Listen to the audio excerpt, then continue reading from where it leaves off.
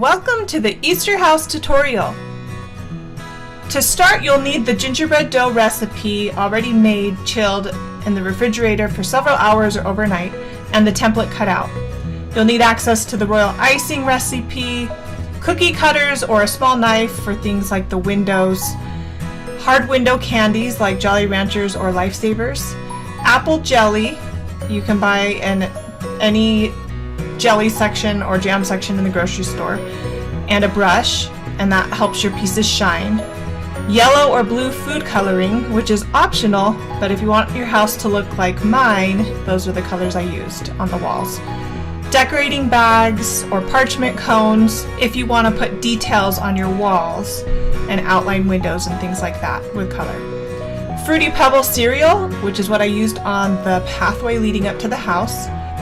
Rice Krispie cereal and marshmallows, which is what you use to make the definition in the land. And then shredded coconut with green food coloring, which is what you put over that marshmallows to make it look like grass.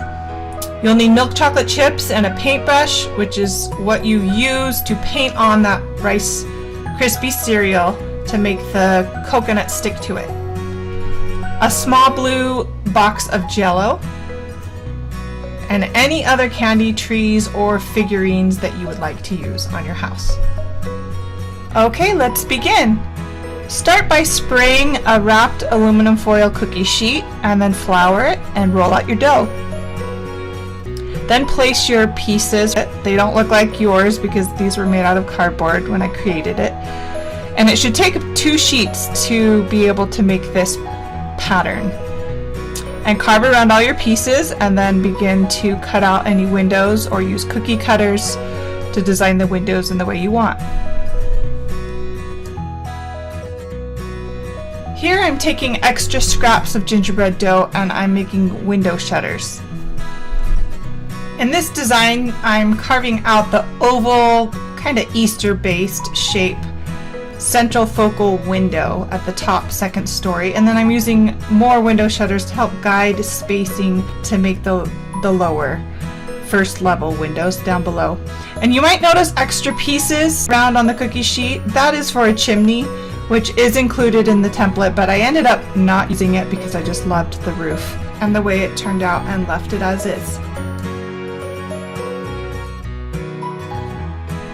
Okay, now the cookie sheet 1 is ready to be baked in the oven for 13 to 15 minutes, and you'll prepare cookie sheet 2. Same method, spray, flour it, roll out your dough, and then for me, I just left the roof pieces and I had 1 side piece remaining to carve out and to cut windows out of.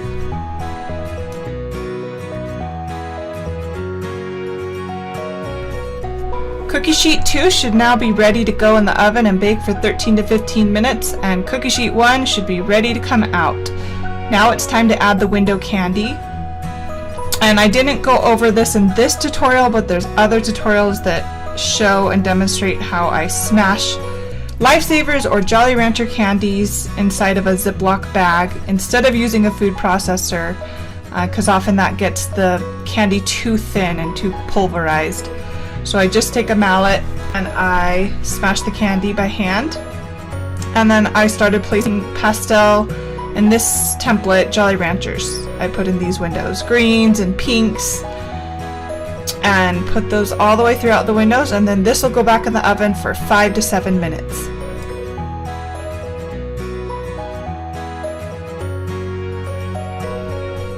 While the windows bake on cookie sheet 1, I pulled out cookie sheet 2, which is ready, and now filled in that last window with pieces. Looks like I was running out of pastels, so I just filled in with extra blue and red that I had, but it still turned out beautifully. Pop that back into the oven on your cookie sheet 2 to bake that last window, and your pieces should be done baking and ready for the next step. This is the apple jelly step. You can pick this up at any grocery store in the jam section, and you can place it in a microwave safe bowl and zap it for about 1 minute 15 seconds, or depending on your microwave, until it becomes very liquidy, almost boiling, and it will cool and start to thicken, and you can just re-zap it in the microwave. But I go along all my pieces Even though I did end up covering up these pieces later with wall color, I didn't know my action plan at the time. But the purpose of this, and you don't want to miss this step, is that it will cover up any flower blotches and mistakes and make it very shiny and beautiful instead of that dull matte gingerbread appearance. So don't miss this step and do this. I like to do this at night or just after I've baked the pieces when I know they'll be sitting for a while, and then in the morning I can pick them up and just immediately start decorating because they won't be sticky or tacky. And I don't cover the windows because those don't need a coating of jelly over them. They're beautiful as is. It's decorating time! This is where the biggest variance in time to complete the project comes into play. You can either spend hours decorating pieces or just a few minutes. On this particular house, I did spend extra time decorating my pieces. I challenged myself to do new techniques I'd never done previously on gingerbread houses. I share that because if some of you think this is a little intimidating and too advanced for you, please know that this was literally my first time doing it, and it's very easy. So I will demonstrate how to decorate and put color on your walls. If this doesn't interest you, just skip ahead and decorate your pieces the way you'd like them. So this is my one boring slide that shows you how to make the right consistencies for your royal icing frosting. Then I have video right after this showing you how I mixed it. But basically for this project you want two consistencies, an outlining consistency and a flooding consistency. And for outlining you just add a 1/2 to 3/4 teaspoon of water and it'll come off your spoon like in a slow glob. And you go around windows and anywhere you want a border, and then you fill in that border with the flooding consistency, which just requires more water added to the royal icing frosting. You can refer back to this screenshot, but for now I'll go on to show you what I mean through video footage. Here I have my batch of royal icing I just mixed, and then I cover up the electric mixer bowl with plastic down to the surface. That's so important or it will crust over. And then the first step you do is color it to the shade that you want it to. So I found a pale yellow color I liked, and then you add water to it. And I'm making the flooding consistency here first, so I added around 2 to 3 teaspoons of water. And a good indicator that shows you if you have the right consistency is that when you lift it up with a spoon, the lines will dissolve within about 10 to 15 seconds within your bowl. That means it will flood over your piece and reach the edges of your border. Then of course fill it in your decorating bag. I have a parchment cone here. You can use whatever you're comfortable with, those plastic disposable ones, anything, and then make sure to cover up, most important step, with that yellow bowl of yours, cover up to the surface with plastic or saran wrap so no air gets to the frosting while you're not using it.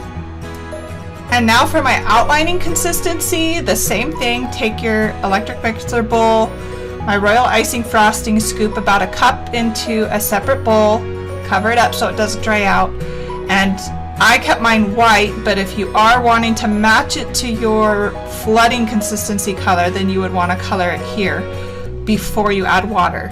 So that's always an important step. But I kept mine white, and then all you do is add a 1/2 to 3/4 teaspoon of water, mix it, and put it again in your decorating bag, parchment cone, and then cover up your bowls as you are not using them.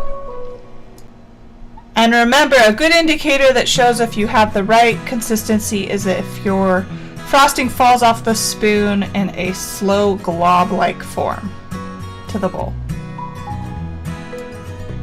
Now that I have both my outlining and flooding consistencies made and within the parchment cone decorating bags, I will just let the footage roll and you can see how I decorated my pieces.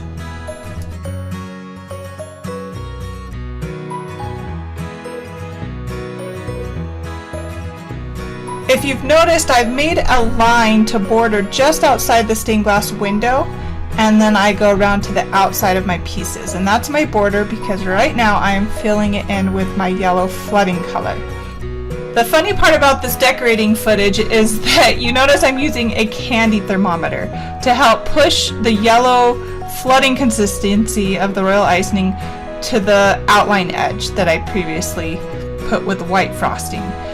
You don't need to spend money on the biggest and best gadgets in the baking world, so I used what I had and it was perfect. I had a little tip at the end and I could pop any bubbles, because sometimes you will have bubbles go in your frosting, and before it dries, just pop them with the edge of something sharp. You could use the backside of a paintbrush or a toothpick, but your main concern in this step is to go around quickly. Lay a little bit of yellow frosting down, fix it with whatever tool you're using, and then go around and do more yellow frosting before your lines dry, because they will dry quickly. Avoid the temptation of wanting to go around and do your entire piece in yellow and then make corrections at the end. And voila, there you have it! Finished wall color on the sides of my Easter house. Later I go on to put window shutters, but see how easy that was? You can do it.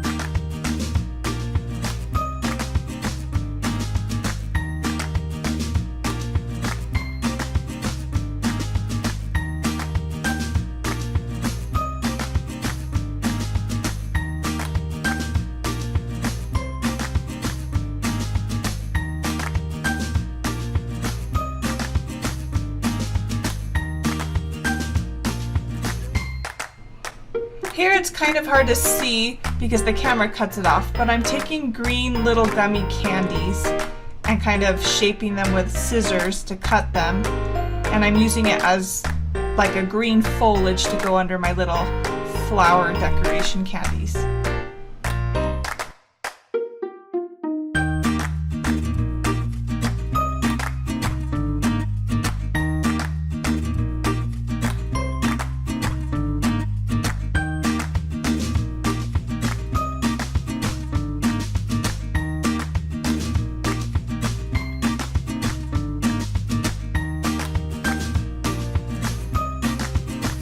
Now I'm mixing a blue pastel color that I'll use on my roof and some of my decorating, and I'm making it in the flooding consistency.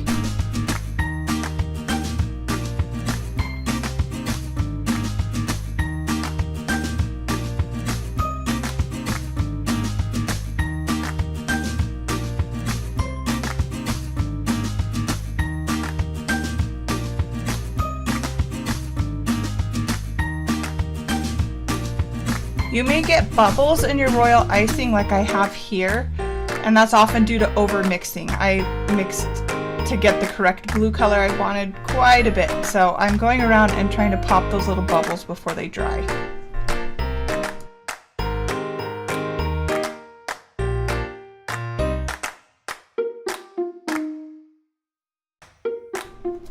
So while I was letting the roof get completely dry and hardened, I decided I wanted to do more white trim decorating. I normally do not do this much decorating on my pieces, but I also knew this was the demo model of my new Easter house, so I kind of went all out. So here you go, and you can watch me. I went around and did more little white decorating before I decorated the roof.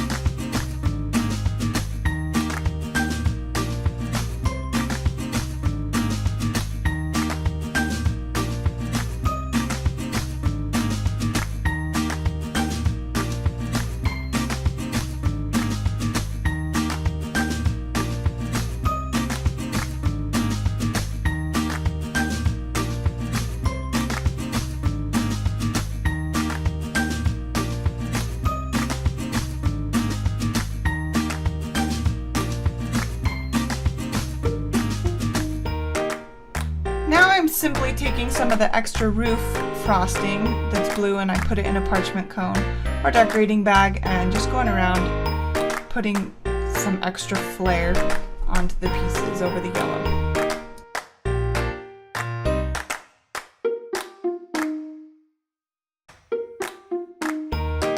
Now I'm decorating the window shutters.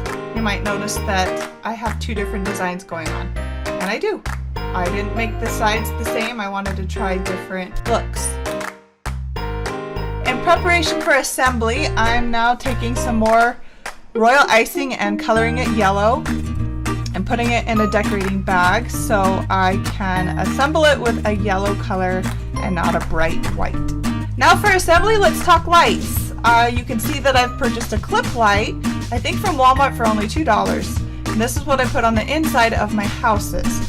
What am I doing? I'm actually removing the bulb, the incandescent bulb, which gets very hot inside. And you can read in my notes that you receive with this template the difference between Jolly Ranchers and Lifesavers. I won't go into it here, but instead I purchased an LED bulb, which I'm placing in the spot because I prefer to use Jolly Ranchers, which has a lower melting point, and I don't want any problems with windows sagging or melting. And so I switched it out for an LED bulb. Remember, you don't have to take this extra step. You can use Lifesavers and use the incandescent bulb like we've done for 40 years in our family. Then simply take duct tape or electrical tape, masking tape, and secure down your light and strand all the way to the edge of the board. Assembly is easy and self-explanatory through the video, but I like to start in the back, and I've taken my yellow royal icing that I made.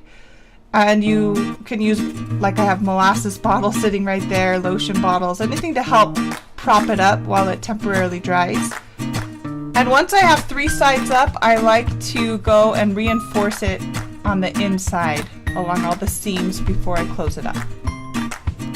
The next fun thing I tried was taking a Laffy Taffy. It came in a pink wrapper. I cut it in half and then I used my hands to roll it thin to the length of the side of my wall, and then you can see I used it as kind of my trim piece on each of the 4 corners. And there you go, it's coming together.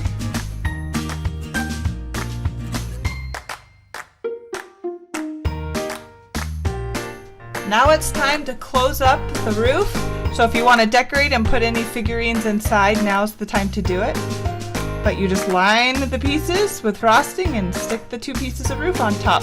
It's a little tricky, you might have to hold it for a minute or so in place. And I held my little Skittles instead of the actual royal icing frosting. And then I'm going underneath to reinforce the roof line. And then lastly, I put a line of frosting on the top where I put another piece of Twizzler. For the yard, you're going to want to take about half a bag of marshmallows. Now I have pastels, but you can use white. It doesn't matter. I was just feeling Easter and festive. And then microwave it for at least about 1.5 minutes in the microwave. And then you add about 2 to 3 cups of Rice Krispie treats to it. And as you can see, I also grabbed a side dish of butter, which will help it not stick to your fingers. as you go around and shape the yard. Here it shows me forming a little pond I wanted to place in my yard. And it takes about 2 batches of Rice Krispies and warming it up with marshmallows to finish this yard. However, if there's one thing I would do differently next time, it would be not to build my yard so high. Because after you add the shredded coconut to it and everything, it gets pretty high, and then it was in the way of my walls. I couldn't see my window wells that I had made with flowers as well. So I probably went up 2 inches worth of Rice Krispies on this house in some areas, and I would definitely take that down. Just put a thin layer around your yard. Next time I make one, I will do that. And then it won't get in the way and obstruct your beautiful house as much. You also notice that I'm kind of going around and getting an idea where I want to place the cute little figurines that I purchased for this home.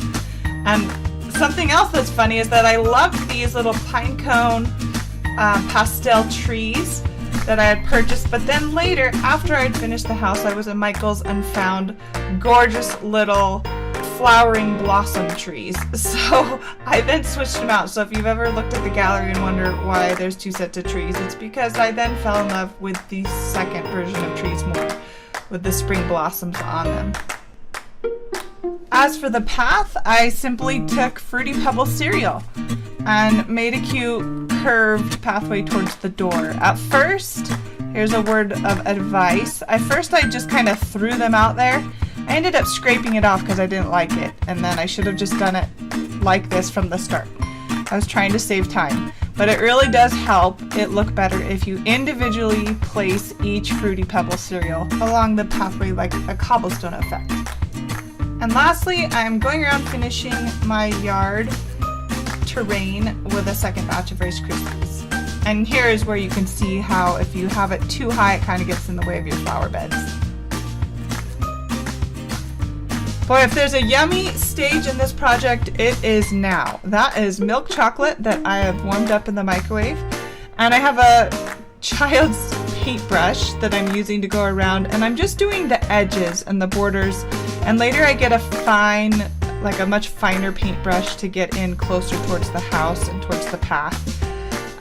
This could be combined probably at the same time you do your grass instead of doing it in 2 steps. But this was the first time for me, so this was all new. And I'd like to mention that this isn't the only method you could do to adhere that coconut grass to your terrain to make it stick to it. Now this is milk chocolate, so maybe this is more expensive than another method, but it sure was yummy and it was fun to try, and I liked the fact that it looked like dirt underneath where your grass will go. Another method would be to just use royal icing from the same recipe we've used previously, and to dye it green and go along your Rice Krispies and cover it in royal icing, and immediately put the shredded coconut over it. So that is another option for you if you don't want to do the milk chocolate method. As for making the coconut grass, I have a few pointers that I've learned through making this house. First of all, don't dump your entire bag of coconut in like I did. I went through 2 things of green food coloring, and I did not need that much grass.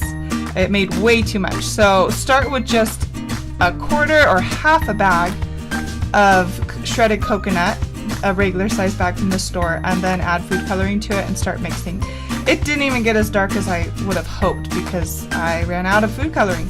One other thing I might try next time as well is putting this in a food processor and just pulsing it a couple times, just to get the coconut not so long. Maybe to have it look a little more realistic when you place it on your yard, and it would help it adhere to your milk chocolate better. This is an example of how I went around placing my grass on the yard. I've done a section already, and then you can see I have a smaller paintbrush putting a fresh coat of milk chocolate around on the yard, and then I will take my fingers or a spoon and press in the coconut to the fresh, wet milk chocolate, and it will stick to it. Of course, some will flake off, so it gets a little messy. But it's as simple as that. You just go around your yard until you've done all the areas you want covered in grass. Before proceeding on to heat up another bowl of milk chocolate for the grass, I stopped to do my pond.